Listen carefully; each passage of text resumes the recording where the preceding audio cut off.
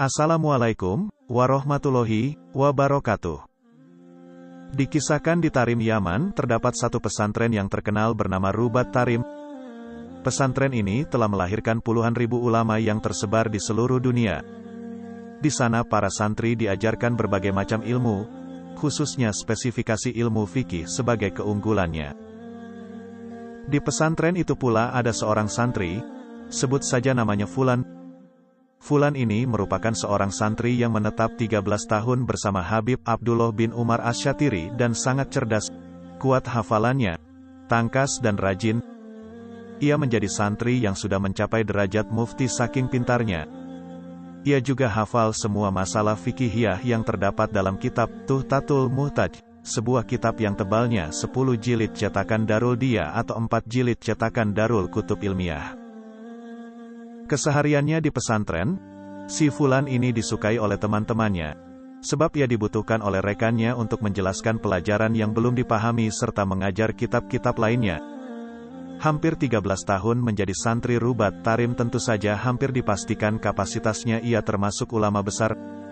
Namanya pun tersohor hingga keluar pesantren bahwa ia termasuk calon ulama besar yang akan muncul berikutnya. Hingga akhirnya setan mengelabui si Fulan. Ia pun merasa orang yang paling alim. Bahkan ia merasa kualitas dirinya sejajar dengan kealiman guru besarnya. Tidak cukup sampai di situ. Kesombongan itu berlanjut hingga ia berani memanggil gurunya dengan namanya saja, "Ya Abdullah." Nauzubillahi min zalik. Di mata para ahli ilmu, hal ini merupakan tindakan yang sangat-sangat tercela dan kesombongan yang nyata. Barang siapa ya memanggil gurunya dengan sebutan namanya langsung, tidak mengagungkannya ketika memanggil, maka dia tak akan meninggal, kecuali sudah merasakan hidup yang fakir baik dalam ilmu maupun materi. Melihat kesombongan si Fulan, Habib Abdullah Asy-Syatiri sabar dan memilih diam saja. Syidi Syekh Muhammad bin Ali Ba'atiyah mengatakan, diamnya seorang guru saat muridnya tidak sopan pada gurunya, tetap akan mendapatkan azab dari Allah. Kesombongan itu pun berlanjut. Si Fulan pada suatu hari akan keluar dari Rubat Tarim menuju kota Mukalla untuk berdakwah. Ia pun keluar dari pesantren begitu saja tanpa minta izin kepada Habib Abdullah Asy-Syatiri. Hingga pada saat Madras Ribat, sebutan untuk pengajian rutinan di Rubat Tarim, Habib Abdullah menanyakan keberadaan si Fulan yang biasanya duduk di depan, namun tidak kelihatan. "Kemanakah si Fulan?" Sebagian murid yang mengetahui menjawab, "Si Fulan sedang berdakwah ke kota Mukalla." Habib berkata, "Apakah dia izin kepadaku?" Sontak murid yang lain diam saja.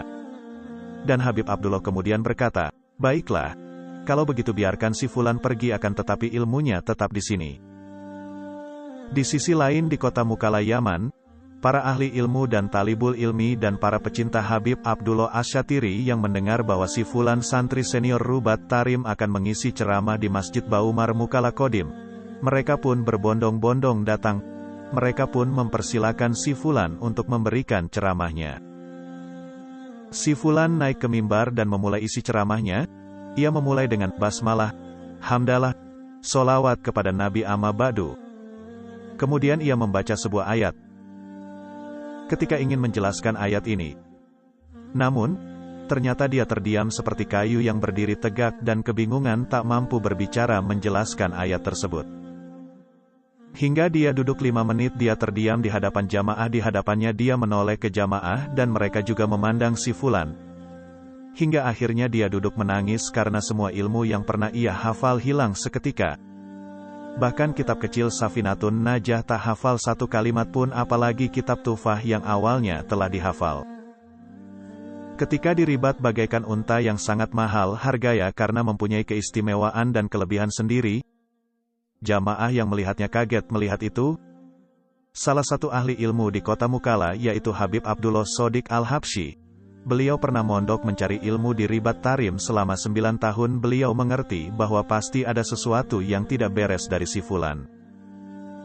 Kemudian datanglah kabar bahwa si Fulan telah isaatul adab, berbuat kurang baik terhadap gurunya. Ia pun bertanya pada si Fulan. Setelah mendengar penjelasannya, si ahli ilmu menasehati agar ia minta maaf pada sang Maha Guru. Memang sudah dikuasai oleh setan, ia pun enggan untuk tawadu dan minta maaf pada sang guru. Hidupnya pun bertambah tragis. Ilmunya sudah hilang dan tanpa ada keluarga yang mau menerimanya, tanpa teman yang peduli pada nasibnya.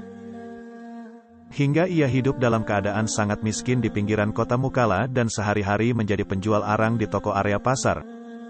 Hingga akhir hayatnya ia hidup dalam keadaan miskin, bahkan untuk sebuah kafan pun ia tak punya dan diberi sedekah oleh ahlul khair yang dermawan.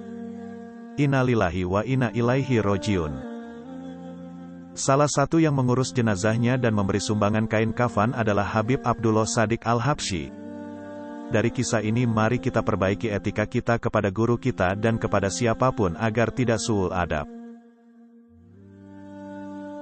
Imam An-Nawawi berkata, seyogyanya bagi seorang pelajar tawadu, rendah hati kepada gurunya, dan menjaga tata krama ketika bersamanya. Meskipun gurunya itu lebih muda, tidak begitu terkenal, nasabnya lebih rendah dan mungkin kesalehannya kalah dengan muridnya. Dengan tawadu, rendah hati, niscaya ilmu akan ia dapatkan. Habib Abdullah bin Alawi Al-Haddad berkata, yang paling berbahaya bagi seorang murid adalah berubahnya hati guru kepada muridnya, dari yang semula ridho menjadi murka. Andai saja semua guru dari timur dan barat berkumpul untuk memperbaiki keadaan si murid itu, maka mereka tidak akan mampu kecuali gurunya itu telah ridho kepadanya. Perkataan-perkataan di atas sebagai bahan renungan bagi kita semua yang notabene masih berstatus murid. Jika kebetulan kita sebagai guru, maka jangan sekali-kali kita berharap untuk dihormati.